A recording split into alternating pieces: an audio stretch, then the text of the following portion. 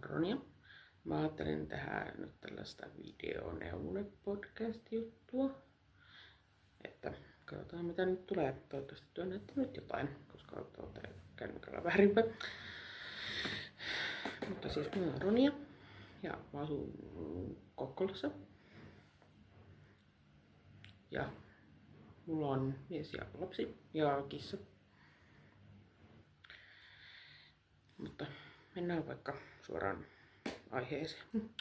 Mä oon tykännyt neulan enemmän tai vähemmän muutaman vuoden. Mutta mä oon sitten tässä 6 vuotta sitten tykästynyt näihin huivien tekoon ja kaikkiin muuhun paitoihin. Ennen mä oon tehnyt vaan pelkkiä sukkia. Mutta mulla on nyt tässä niin kuin 2 keskeneräistä työtä ja 1 valmis. Tämä nyt on tässä viime aikoina tehnyt kautta neulonut. Joten aloitetaan vaikka niistä valmiista. Niin valmiina mulla on tämmönen niin Marika Lepistön suunnittelema marttapaita, joka on nyt vain 1 värisenä. Ja muokkauksena tähän paitaan on se, että tähän pääntiellä ja kädentielle tai näihin hihoihin ja helmaan olisi pitänyt tulla resorit. Tai siis niinku 2 oikein 2 nurin resorit. Mä oon tehnyt näihin välikordit. Et hihoihin mä oon tehnyt punaisella värillä. Ja sitten tähän pääntiellä ja helmaan mä oon tehnyt sitten niinku ihan tällä omalla langan värillä. Tai samalla langalla. Täällä on tää helma. Ja on tää ihan kiva. Tää on tämmönen lyhyt teepaita. On ollut kovasti käytössä, kun mä sain tän valmiiksi nyt tässä viime viikolla.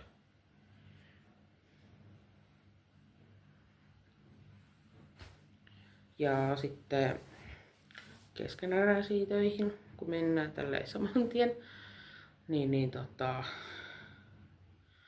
mulla on tulossa lapselle villasukat.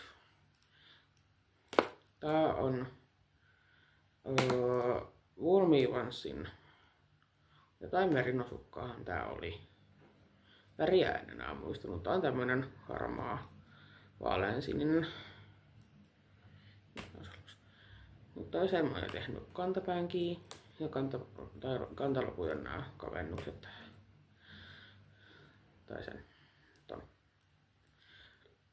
Ja toiseen mä nyt aloitin sitten tekemään tätä kantalappua. Mutta nämä tulee onneksi nopeasti valmiiksi. Nyt tässä on vartaan resorissa on 2 oikein 2 nurin. Ja tätä on, oliko tätä 40 kerrosta molemmissa. 48 silmukkaa mulla on näissä sukissa. Ja sitten toinen keskeneräinen on aloitin omasta päästä. En tiedä mitä tästä tulee, mutta on tällaista, aloitin tekemään toppia. Tää on ensi alkuun, mitäköhän mulla on, vähän reilu 200 silmukkaa.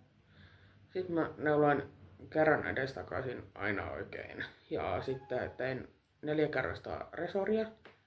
Ja sitten mä oon aloittanut nyt tekemään tätä silleen, että lankana mulla on tässä arvettaa, mutta tää on omaa värjäämää. Ja mä oon värjännyt tän joskus lupinen kukilla muutama vuosi sitten. Et mä tällä langalla, tällä värityksellä aloin tekemään yhtä huivia, mutta sit se ei koskaan edennyt ja mä en saanut sitä ikinä valmiiksi, niin sit mä vaan purin ja nyt mä sit näistä lopuista sit aloitan tekemään tätä toppia ja sitten jatketaan muilla oma värjäyksillä toppia sitten mitä tuolla löytyy mulla. No niin tässä paidassa mulla oli sellaista Knit Pro Terran sellaista symfonialankaa, että käsin värjättyä se oli.